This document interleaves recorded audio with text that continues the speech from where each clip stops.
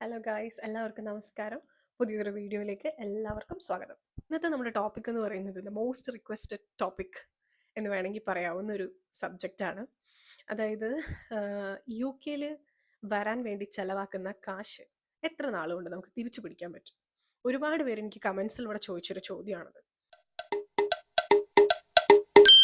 Already U കെയിലേക്ക് വരാൻ എനിക്ക് എത്ര രൂപ സ്റ്റുഡൻറ് വിസയിൽ ചിലവായി എന്നുള്ളതും എൻ്റെ കൂടെ വന്ന ഡിപ്പെൻഡിന് എത്ര രൂപയായി എന്നുള്ളതും ഒരു വീഡിയോ നമ്മൾ നേരത്തെ ചെയ്തിട്ടുണ്ടായിരുന്നു. അപ്പോൾ അതിൽ നോക്കിയാൽ യു കെയിലേക്ക് വരാൻ എനിക്ക് എത്ര രൂപ ചിലവായി എന്നുള്ളത് നിങ്ങൾക്കൊരു ഐഡിയ കിട്ടും. അപ്പോൾ ഇനി നമ്മൾ ഈ ചിലവായ കാശ് നമുക്ക് എത്ര നാളുകൊണ്ട് തിരിച്ചു പിടിക്കാൻ പറ്റും എന്നുള്ളതിൻ്റെ ഒരു കാൽക്കുലേഷൻ നോക്കാൻ പോകുന്നത്. നിങ്ങൾ യു കെയിലേക്ക് സ്റ്റുഡൻറ് വിസയിൽ വരുന്ന ഒരാളാണെങ്കിൽ ആസ് എ സ്റ്റുഡൻറ്റ് നിങ്ങൾക്ക് പെർ വീക്ക് വർക്ക് ചെയ്യാൻ പറ്റുന്നത് ഇവിടെ 20 hours ആണ്.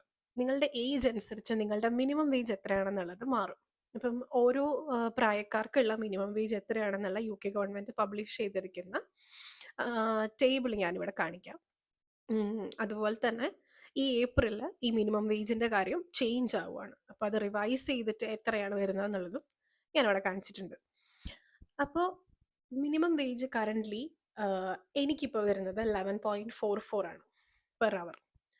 നിങ്ങൾ യു കെയിൽ വന്നു കഴിഞ്ഞ് ഏകദേശം ഒരു മാസത്തിൻ്റെ ഉള്ളിൽ തന്നെ നിങ്ങൾക്ക് ജോലി കിട്ടി എന്ന് നമ്മളിതിൽ കൺസിഡർ ചെയ്യുകയാണ്. അപ്പം മന്ത്ലി സാലറി കിട്ടുന്ന ജോലികളുണ്ട്, ആഴ്ചയിൽ സാലറി കിട്ടുന്ന ജോലികളുണ്ട്, 2 ആഴ്ച കൂടുമ്പോൾ സാലറി കിട്ടുന്ന ജോലികളുണ്ട്. ഇപ്പം ഞാനിവിടെ ഒരു മന്ത്ലി ബേസിസിലാണ് എടുക്കുന്നത്. ഒരു മണിക്കൂറിന് 11.44 പൗണ്ട് വെച്ച് 20 മണിക്കൂർ ഒരാഴ്ച ഞാൻ വർക്ക് ചെയ്താൽ എനിക്ക് കിട്ടുന്ന എമൗണ്ട് എന്ന് പറയുന്നത് 228 പൗണ്ടാണ്. 20 മണിക്കൂറിന് ഒരാഴ്ചയിൽ എനിക്ക് കിട്ടുന്ന സാലറി. ആ 228 പൗണ്ട് എനിക്ക് കിട്ടുന്നതിൽ 8 പൗണ്ട് നാഷണൽ ഇൻഷുറൻസ് അഥവാ എൻഐയുടെ ഡിഡക്ഷൻ കഴിഞ്ഞിട്ടാണ് 220 പൗണ്ട് ബാക്കി എനിക്ക് കിട്ടുന്നതെന്ന് കരുതുക. 20 hours വർക്ക് ചെയ്യുമ്പോൾ 4 ആഴ്ച കൂടുമ്പോൾ എനിക്ക് കിട്ടുന്ന സാലറി എന്ന് പറയുന്നത് 880 പൗണ്ടാണ്. ഈ 880 പൗണ്ടിൽ നിന്ന് എൻ്റെ ഏറ്റവും വലിയ എക്സ്പെൻസ് എന്ന് പറഞ്ഞ് നമുക്ക് ആദ്യം തന്നെ മാറ്റാനുള്ളത് നമ്മുടെ റെൻ്റാണ്. ഇപ്പം ഞാൻ ഒറ്റയ്ക്ക് ഒരു സ്റ്റുഡൻ്റായിട്ട് ഇവിടെ താമസിക്കുന്ന സമയത്ത് ഞാനിപ്പോൾ ഒരു സിംഗിൾ റൂം എടുത്ത് താമസിക്കുക, ഒരു ഷെയറിങ് ബേസിസിൽ ഞാൻ താമസിക്കുകയാണെന്നുണ്ടെങ്കിൽ എനിക്കൊരു 400 പൗണ്ട്സ് എന്നൊക്കെ പറയുന്നത് ഒരു ആവറേജ് ഡീസൻറ്റ് റെൻ്റാണ്. അപ്പം ഞാനൊരു 400 പൗണ്ട്സ് എന്നുള്ള രീതിയിൽ ഒരു മാസം വാടക മാറ്റി വെക്കുകയാണ്. ഇനി ആഴ്ചയിൽ 2 ദിവസമാണ് ഞാൻ ജോലിക്ക് പോകുന്നതെന്ന് വിചാരിക്കുക. അതായത് 10 മണിക്കൂർ ഒരു ദിവസം, 10 മണിക്കൂർ മറ്റൊരു ദിവസം. അപ്പോൾ ഈ 20 മണിക്കൂർ ജോലിക്ക് വേണ്ടിയിട്ട് ഞാൻ 2 ദിവസമാണ് ജോലിക്ക് പോകുന്നതെങ്കിൽ ഒരു ദിവസം ഒരു 10 പൗണ്ട് വെച്ച് ഞാൻ ട്രാവൽ എക്സ്പെൻസ് കാൽക്കുലേറ്റ് ചെയ്യുക. അപ്പോൾ 2 ദിവസം ജോലിക്ക് പോകാൻ വേണ്ടിയിട്ട് എനിക്ക് 20 പൗണ്ടാണ് വണ്ടിക്കൂലി ആവുന്നത്. ഞാൻ ക്ലാസ്സിൽ പോകുന്നത് 2-3 ദിവസമായിരിക്കും ഒരാഴ്ചയിൽ.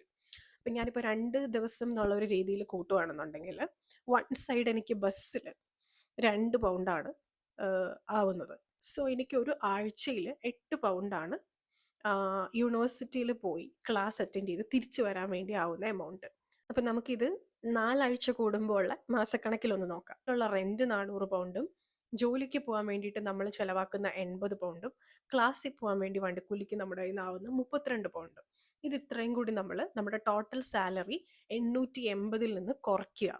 368 പൗണ്ടാണ് നമ്മുടെ കയ്യിൽ ബാക്കിയുള്ളത്. ഇനി നമ്മളുടെ ഏറ്റവും അത്യാവശ്യമായ മറ്റൊരു ചിലവെന്ന് പറയുന്നത് ഫുഡ് ആൻഡ് ഗ്രോസറി. നമുക്ക് ഒരു മാസം ജീവിക്കാനുള്ള സാധനങ്ങളും ഭക്ഷണ വസ്തുക്കളും നമ്മളിപ്പോൾ എല്ലാ നേരവും നമ്മൾ കുക്ക് ചെയ്യണമെന്ന് നിർബന്ധമൊന്നുമില്ല. ക്ലാസ്സിൽ പോകുന്ന ദിവസങ്ങളിൽ, ചിലപ്പോൾ ജോലിക്ക് പോകുന്ന ദിവസങ്ങളിൽ നമുക്ക് 3 നേരവും കുക്ക് ചെയ്യണം പറ്റണം എന്നില്ല. അപ്പം നമ്മൾ പെർ മന്ത് അല്ലെങ്കിൽ പോട്ടെ പെർ വീക്ക് നമ്മൾ സാധനങ്ങൾ വാങ്ങിക്കാൻ വേണ്ടി ഒരു 30 പൗണ്ടാണ് ഒരു സൂപ്പർ മാർക്കറ്റിൽ ചിലവാക്കുന്നതെങ്കിൽ 4 ആഴ്ച കൂടുമ്പം 120 പൗണ്ടാണ് നമ്മൾ ഗ്രോസറി ഷോപ്പിങ്ങിന് വേണ്ടി ചിലവാക്കുന്നത്. അപ്പം നമ്മുടെ കയ്യിൽ ബാക്കിയുള്ള 368 പൗണ്ടിൽ നിന്ന് ഈ 120 പൗണ്ട് ഗ്രോസറി ഷോപ്പിങ്ങിന് പോയി കഴിഞ്ഞാൽ ബാക്കി നമ്മുടെ കയ്യിൽ ആകെയുള്ളത് 248 പൗണ്ടാണ്. ഇതിനകത്ത് നമ്മൾ പുറത്തുനിന്ന് ഫുഡ് കഴിക്കുന്നത് കൂട്ടിയിട്ടില്ല, അത് എക്സ്ട്രാ കോസ്റ്റായിട്ട് വരും. നമുക്കിപ്പോൾ എവിടെയെങ്കിലും ഒരു ദിവസം ഒന്ന് ഏതെങ്കിലും സ്ഥലം കാണാൻ പോകണമെങ്കിൽ, അല്ലെങ്കിൽ നമ്മൾ ഫ്രണ്ട്സിൻ്റെ കൂടെ ഒന്ന് പുറത്ത് ഫുഡ് കഴിക്കാൻ പോകണമെങ്കിൽ, എന്തിന് ഒരു ചായയും പഫ്സും നമുക്ക് കൊതി തോന്നിയിട്ട് വാങ്ങി കഴിക്കണമെങ്കിൽ പോലും ഇതിന് പുറമെയാണ് ആ കോസ്റ്റ് വരുന്നത്. അപ്പം നമ്മുടെ കയ്യിൽ ബാക്കിയുള്ള ഈ ചെറിയ എമൗണ്ടിൽ നിന്ന് നമ്മൾ എത്ര ലുബ്ധിച്ച് ജീവിക്കുന്നോ അതനുസരിച്ചാണ് നമ്മുടെ സേവിങ്സ് വരുന്നത്. ഇത് ഞാൻ പറയുന്നത് ഒരു സിംഗിൾ സ്റ്റുഡൻറ്റിൻ്റെ കാര്യമാണ്. ഇനി നിങ്ങളുടെ കൂടെ ഡിപ്പെൻഡൻ്റ് ഉണ്ടെന്ന് വിചാരിക്കുക. അപ്പോൾ ഫുൾ ടൈം വർക്ക് ചെയ്യാനുള്ള ഒരാൾ നിങ്ങളുടെ കൂടെ ഉണ്ട്. അയാൾ 40 അവേഴ്സാണ് ഒരാഴ്ചയിൽ വർക്ക് ചെയ്യുന്നതെങ്കിൽ 11.44 പെർ അവർ വെച്ചിട്ട് എത്ര പൗണ്ടായിരിക്കും അയാൾക്ക് ഒരു മാസം സാലറി കിട്ടുന്നതെന്ന് നിങ്ങളെ കാൽക്കുലേറ്റ് ചെയ്ത് നോക്കുക. അത് നിങ്ങൾക്ക് ഒരു എക്സ്ട്രാ ഇൻകം തന്നെയാണ് ഒരു ഡിപ്പെൻഡൻറ്റ് ഫുൾ ടൈം വർക്ക് ചെയ്യുക എന്ന് പറയുന്നത്. പക്ഷെ അപ്പോൾ കൺസിഡർ ചെയ്യേണ്ട ഒരു കാര്യം എന്ന് വെച്ചാൽ റെൻറ്റ് അതനുസരിച്ച് ഡബിൾ ഷെയറിംഗ് ആയി മാറും. അതുപോലെ നിങ്ങളുടെ ഫുഡിൻ്റെ ചിലവ് കൂടും, നിങ്ങളുടെ ഗ്രോസറി ഷോപ്പിങ്ങിൻ്റെ ചിലവ് കൂടും. 4 ദിവസം അല്ലെങ്കിൽ 5 ദിവസമായിട്ട് 44 മണിക്കൂർ ജോലി ചെയ്യുന്ന നിങ്ങളുടെ ഡിപ്പെൻഡൻറ്റിൻ്റെ ട്രാൻസ്പോർട്ടേഷൻ കോസ്റ്റ് എക്സ്ട്രാ വരും. അപ്പോൾ വരവിനനുസരിച്ച് ചിലവും ഉണ്ട്. പക്ഷേ എങ്കിൽ പോലും ഒരു ഡിപ്പെൻഡൻറ്റിൻ്റെ ഫുൾ ടൈം സാലറിയും ഒരു സ്റ്റുഡൻറ്റിൻ്റെ പാർട്ട് ടൈം സാലറിയും വെച്ച് നോക്കുമ്പോൾ സ്റ്റുഡൻറ്റിൻ്റെ പാർട്ട് ടൈം സാലറി വെച്ചിട്ട് സ്റ്റുഡൻറ്റിൻ്റെ ബേസിക് നീഡ്സ് എല്ലാം മീറ്റ് ചെയ്തിട്ട് ഒരു ചെറിയ എമൗണ്ട് കിട്ടുന്നത് വെച്ചിട്ട് ജീവിച്ചു പോകാൻ പറ്റും. ഡിപ്പെൻഡൻറ്റിൻ്റെ കേസ് എടുക്കുകയാണെന്നുണ്ടെങ്കിൽ അയാളുടെ സാലറിക്കകത്തുനിന്ന് നമുക്ക് ചിലവെല്ലാം കഴിഞ്ഞിട്ട് ഒരു ചെറിയ എമൗണ്ട് എങ്കിലും നമുക്ക് മിച്ചം പിടിക്കാൻ പറ്റും സേവിങ്സ് ആയിട്ട്. പിന്നെ ഡിപ്പെൻഡൻസ് ഇല്ലാത്ത സ്റ്റുഡൻസിന് ആകെക്കൂടി എന്തെങ്കിലും ഒരു ചെറിയ എമൗണ്ട് എന്ന് കരുതിയിട്ട് നമുക്ക് സേവ് ചെയ്യാൻ പറ്റുന്നത് നമുക്ക് ഫുൾ ടൈം വെക്കേഷന് ഫുൾ ടൈം വർക്ക് ചെയ്യാനുള്ള ഒരു ഓപ്പർച്യൂണിറ്റി കിട്ടുമ്പോഴാണ്. ഫുൾ ടൈം വർക്ക് ചെയ്യാനുള്ള ഷിഫ്റ്റ് നിങ്ങൾ വർക്ക് ചെയ്യുന്നിടത്ത് അവൈലബിൾ ആണെങ്കിലാണ് നിങ്ങൾക്ക് വെക്കേഷൻ്റെ സമയത്ത് ഫുൾ ടൈം വർക്ക് ചെയ്യാൻ പറ്റുള്ളൂ. അല്ലെങ്കിൽ നിങ്ങൾ 20 അവേഴ്സ് ചെയ്യുന്ന ജോലി സ്ഥലത്ത് ആ 20 അവേഴ്സ് തന്നെയാണ് നിങ്ങൾക്ക് കണ്ടിന്യൂസ് അവർക്ക് തരാൻ പറ്റുള്ളൂ എന്ന് പറയുവാണെങ്കിൽ നിങ്ങൾ വേറൊരിടത്ത് കൂടി ജോലിക്ക് നോക്കേണ്ടി വരും നിങ്ങളുടെ ഫുൾ ടൈം വെക്കേഷൻ നിങ്ങൾക്ക് മാക്സിമം യൂസ് ചെയ്യാനായിട്ട്. പിന്നെ നിങ്ങൾക്ക് ഇപ്പോൾ ഒന്ന് ഷോപ്പിങ്ങിന് പോകണം, അതായത് നിങ്ങൾക്ക് ഒരു ഡ്രസ്സ് വാങ്ങിക്കണമെങ്കിൽ ഒരു ആവറേജ് ഒരു 10 to 15 പൗണ്ട്സിലായിരിക്കും നിങ്ങൾക്ക് നല്ലൊരു ഡ്രസ്സ് വാങ്ങിക്കാൻ പറ്റുക. That is very cheap actually. 10 പൗണ്ടിനും 15 പൗണ്ടിനും ഇടയ്ക്ക് ഡ്രസ്സ് എന്ന് പറയുന്നത് നമ്മൾ എപ്പോഴും നമ്മുടെ ബഡ്ജറ്റ് കോൺഷ്യസ് ആയിട്ട് സാധനങ്ങൾ വാങ്ങിക്കുമ്പോഴാണ് 10നും 15നും ഒക്കെ ഇടയ്ക്ക്, അല്ലെങ്കിൽ മാക്സിമം കൂടിപ്പോയാൽ ഒരു 20 പൗണ്ടിൻ്റെ അകത്തുള്ളൊരു ഡ്രസ്സൊക്കെ നമ്മൾ വാങ്ങിക്കുള്ളൂ. ബാക്കിയുള്ളവരുടെ കാര്യം എങ്ങനെയെന്ന് എനിക്കറിയില്ല. എനിക്ക് തോന്നുന്നു ഭൂരിഭാഗം ആൾക്കാർ എന്നെ പോലെ ആണെന്ന് എനിക്കറിയില്ല. നല്ലൊരു ഷൂ വേണമെന്നുണ്ടെങ്കിൽ ഓൾമോസ്റ്റ് ഒരു 40 to 50 പൗണ്ട്സ് ഒക്കെ ആവും. അതുപോലെ നിങ്ങളുടെ കൂടെ പിള്ളേരൊക്കെ ഉണ്ടെന്നുണ്ടെങ്കിൽ 100 പൗണ്ട്സ് എന്നൊക്കെ പറയുന്നത് എന്ന് പറഞ്ഞങ്ങ് പോകും. ഏത് വഴിക്കാണ് പോകണമെന്ന് പറയാൻ പറ്റില്ല. പിന്നെ അത്യാവശ്യം നിങ്ങൾ നല്ലൊരു ഷോപ്പിംഗ് മൂഡിലാണെങ്കിലും 100 പൗണ്ട്സ് എന്നൊക്കെ പറയുന്നത് ഒരു 1 ഡേ ഷോപ്പിങ്ങിനെ സംബന്ധിച്ചിടത്തോളം പെട്ടെന്ന് ചിലവായി തീരുന്ന ഒരു എമൗണ്ടാണ്. പിന്നെ നിങ്ങൾ നാട്ടിൽ ഒരു 3-4 ദിവസമൊക്കെ ആഴ്ചയിൽ മീൻ കൂട്ടുന്ന ഒരാളാണെന്നുണ്ടെങ്കിൽ UK വന്നു കഴിഞ്ഞാൽ നിങ്ങൾക്ക് ഫ്രഷ് ഫിഷ് കഴിക്കാൻ തോന്നിക്കഴിഞ്ഞാൽ പെർ KG അറൗണ്ട് എനിക്ക് തോന്നുന്നു ഒരു 10 പൗണ്ടൊക്കെയാണ് ഫിഷിനാവുക. ഫിഷ് എന്ന് പറഞ്ഞപ്പോഴേ വെള്ളം ഇറങ്ങി. ഓക്കെ, നാട്ടിൽ പ്രത്യേകിച്ച് തീരദേശ പ്രദേശത്തോട് അടുത്ത് കിടക്കുന്ന സ്ഥലമായതുകൊണ്ട് തന്നെ കൊല്ലത്ത് എൻ്റെ വീട്ടിലെന്നൊക്കെ പറഞ്ഞാൽ പണ്ട് തൊട്ടേ എപ്പോഴും നമുക്ക് മീൻ അവൈലബിൾ ആയിരിക്കും, അല്ലെങ്കിൽ എന്തെങ്കിലുമൊക്കെ ഫിഷ് ഐറ്റംസ് ഉറപ്പായിട്ടും നമുക്ക് വീട്ടിൽ കാണും. പക്ഷെ നമുക്ക് UK ഡെയിലി മീൻ കഴിക്കാന്ന് പറഞ്ഞാൽ ഇറ്റ്സ് നോട്ട് പോസിബിൾ. ആഴ്ചയിൽ 1-2 ദിവസത്തൊക്കെയാണ് ബഡ്ജറ്റ് ഫ്രണ്ട്ലി ആയിട്ട് പറ്റുള്ളൂ. അല്ലാതെ നമുക്ക് ആഴ്ച 4 ദിവസം 5 ദിവസമൊക്കെ ഇവിടെ ഫ്രഷ് ഫിഷ് കിട്ടുക എന്ന് പറയുന്നത് എന്നെ സംബന്ധിച്ചിടത്തോളം ഇറ്റ്സ് എ ലക്ഷറി. അതുകൊണ്ട് ബഡ്ജറ്റൊക്കെ കണക്ക് കൂട്ടുമ്പോൾ നിങ്ങൾ ഇതൊക്കെ കൂടി ഒന്ന് മനസ്സിൽ വെച്ചിട്ട് കാൽക്കുലേറ്റ് ചെയ്ത് നോക്കുക. ഇപ്പം ഞാൻ പറഞ്ഞതൊക്കെ വെച്ചിട്ട് നിങ്ങൾക്ക് എത്ര രൂപ ഇവിടെ നമുക്ക് ഏൺ ചെയ്യാൻ പറ്റും എന്നുള്ളൊരു സാധനം കയ്യിൽ കിട്ടിയില്ലേ, അത് വെച്ചിട്ട് നിങ്ങൾ ഇവിടുത്തെ എക്സ്പെൻസും പഴയ വീഡിയോയിൽ ഞാൻ പറഞ്ഞ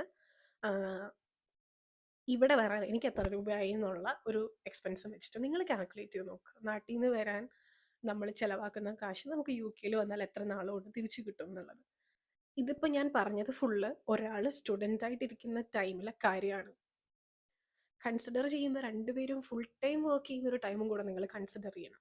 അപ്പോൾ comparing to the part time working time, full time working ആയിട്ടുള്ള 2 പേർക്കുള്ള ഇൻകമും അതനുസരിച്ചുള്ള എക്സ്പെൻസും കാൽക്കുലേറ്റ് ചെയ്ത് കഴിഞ്ഞാൽ ക്ലാസ് കഴിഞ്ഞ് നിങ്ങൾ ഫുൾ ടൈം വർക്ക് ചെയ്യാൻ പോകുന്ന ടൈമിൽ നിങ്ങൾക്ക് എത്ര രൂപ ഇൻകം കിട്ടുമ്പോൾ നിങ്ങൾക്ക് എത്ര രൂപ എക്സ്പെൻഡിച്ചർ ആവും എന്നൊക്കെയുള്ളത് നിങ്ങൾ കാൽക്കുലേറ്റ് ചെയ്ത് നോക്കിയിട്ട് എത്ര രൂപ സേവിങ്സ് ഉണ്ടെന്നൊക്കെയുള്ളത് നിങ്ങൾ കണ്ടുപിടിച്ച് നിങ്ങൾ കണക്ക് കൂട്ടി UK വരാൻ എത്ര രൂപ ചിലവായി അത് എത്ര നാളുകൊണ്ട് തിരിച്ചു പിടിക്കാൻ പറ്റും എന്നുള്ളത് നിങ്ങളെ ഡിപ്പെൻഡ് ചെയ്തിരിക്കും. ബിക്കോസ് നിങ്ങളുടെ ജീവിതശൈലി എന്താണെന്ന് നിങ്ങൾക്കേ അറിയുള്ളൂ. അപ്പോൾ നിങ്ങളുടെ ജീവിതശൈലി അനുസരിച്ച് അല്ലെങ്കിൽ നിങ്ങൾ എങ്ങനെയാണോ ചിലവാക്കുന്നത് അതനുസരിച്ച് നിങ്ങൾക്ക് ഇവിടെ സേവ് ചെയ്യാൻ പറ്റുന്ന എമൗണ്ട് വ്യത്യാസമുണ്ട്. എന്നാലും ഈ പറഞ്ഞ ബേസിക്കായിട്ട് നിങ്ങൾക്ക് ചിലവാകുന്ന എമൗണ്ടിൽ വലിയ വ്യത്യാസമൊന്നും വരില്ല. എക്സ്ട്രാ എക്സ്പെൻസസിൻ്റെ കാര്യമാണ് ഞാൻ ഉദ്ദേശിച്ചത്. ഇറ്റ് ഡിഫേഴ്സ് അക്കോർഡിംഗ് ടു ഓരോരുത്തരുടെ ഇഷ്ടത്തിനനുസരിച്ച് അവരവരുടെ ചിലവിനനുസരിച്ച് അത് മാറും. അപ്പം അത്രയൊക്കെ ഉള്ളൂ ഇന്നത്തെ വീഡിയോ. ആർക്കെങ്കിലുമൊക്കെ യൂസ്ഫുൾ ആയി എന്ന് വിചാരിക്കുന്നു. ഒരുപാട് പേര് ചോദിച്ചൊരു ചോദ്യത്തിൻ്റെ ആൻസർ ആയതുകൊണ്ട് ഈ വീഡിയോ ചെയ്തു കഴിഞ്ഞപ്പോൾ എനിക്ക് തന്നെ വലിയൊരു സമാധാനം. വേറെ ആർക്കെങ്കിലുമൊക്കെ യൂസ്ഫുൾ ആവുമെന്ന് നിങ്ങൾക്ക് തോന്നുന്നുണ്ടെങ്കിൽ അവർക്കൊക്കെ ഷെയർ ചെയ്ത് കൊടുക്കുക. നിങ്ങൾക്ക് എന്തെങ്കിലും ഡൗട്ട്സ് ഉണ്ടെങ്കിൽ അല്ലെങ്കിൽ എന്തെങ്കിലും ഫീഡ്ബാക്ക് ഉണ്ടെന്നുണ്ടെങ്കിൽ കമൻറ്റ് ബോക്സിൽ അറിയിക്കുക. വീഡിയോ ഇഷ്ടപ്പെട്ടാൽ ലൈക്ക് ചെയ്യുക, ചാനൽ സബ്സ്ക്രൈബ് ചെയ്യുക. ഇതുപോലത്തെ ഇൻഫോർമേറ്റീവ് വീഡിയോസ് ആയിട്ട് നമുക്ക് ഇനിയും കാണാം. അപ്പോൾ വേറൊരു വീഡിയോ ആയിട്ട് കാണുന്നത് വരെ ടേക്ക് കെയർ, ബൈ.